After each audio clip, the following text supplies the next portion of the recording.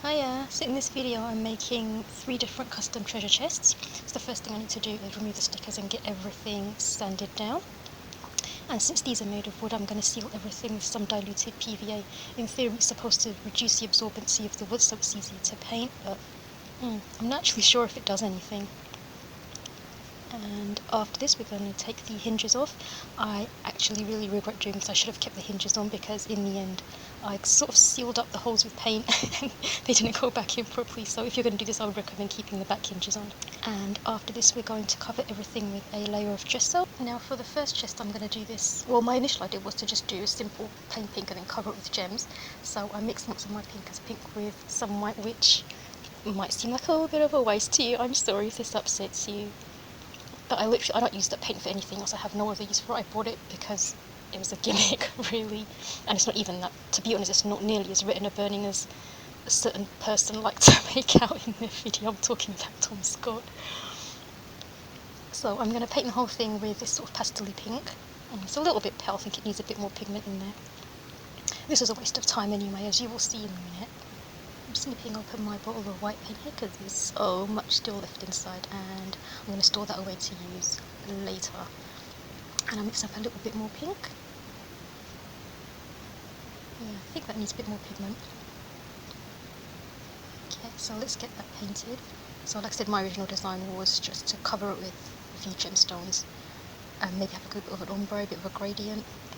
But yeah, that went out the window pretty quickly. Okay, so I went to the works and I picked up this air dry clay. I got it for cheaper than £4 actually because I had some points on my card. I have never used air dry clay before this, so this was an experience. So it felt so nice. It was so nice and fluffy. I absolutely love air dry clay. I've used polymer clay before. I've never really liked the baking aspect of it because my oven is absolutely crazy and I have in fact burnt pieces before.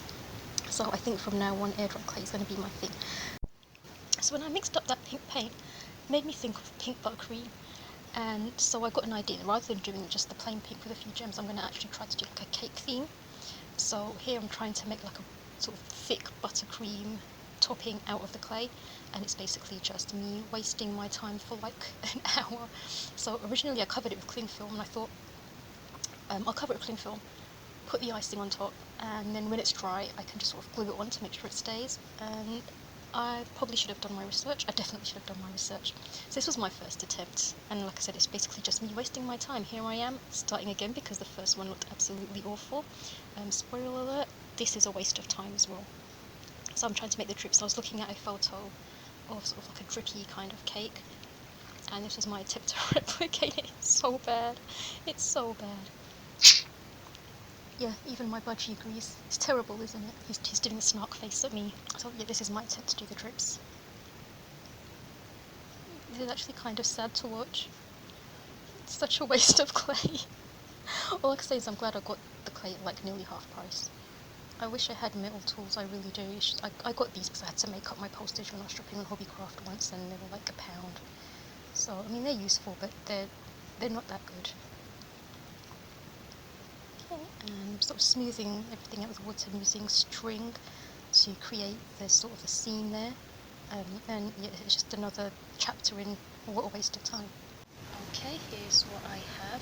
I decided to separate these 2 pieces in the end because I wasn't sure just how well I cut them to get them open, so I'm not feeling very optimistic about this right now. I've made some sweets and stuff to go on top, and I'm going to try to turn these into sprinkles. Now to let it dry, but unfortunately this does not actually have any instructions. I'm going to have to probably look on the website. I'm guessing it's going to take several days. It's a little bit strange because here it says bâche de modelar and here it says massa de modelar. I just found that interesting and a bit weird and random. Okay, so yep, now it's time to leave these to dry and hope that nothing breaks and that when I do finish everything will fit together nicely. But like I said, I'm not feeling optimistic. Mux boxes is going to be the simplest of them all. So I'm going to do black base coat first, and then I'm going to do a navy to purple gradient, and this is going to basically just match the theme that we did on his Space and Trains box, which we made a few years ago, and I've got a picture of that on my blog if you want to see it. The gradient was a little bit tricky to do for some reason. Didn't want to cooperate, I think also because the paint for the purple is metallic. and metallic paint it has very bad coverage. You can have a listen to my budgie. He's just doing circuits. Okay, so with that nice and dry, I'm going to do a silver coat of paint for the inside, or several silver coats, because metallic paint doesn't have good coverage. And this is Tiny's books, and as you can see, there's a lot of shrinkage here, and this was just pretty bad. So guess what's going to happen? Right, so I'm sanding down box number 3, and this is for Bebs, and the rest will come in part 2.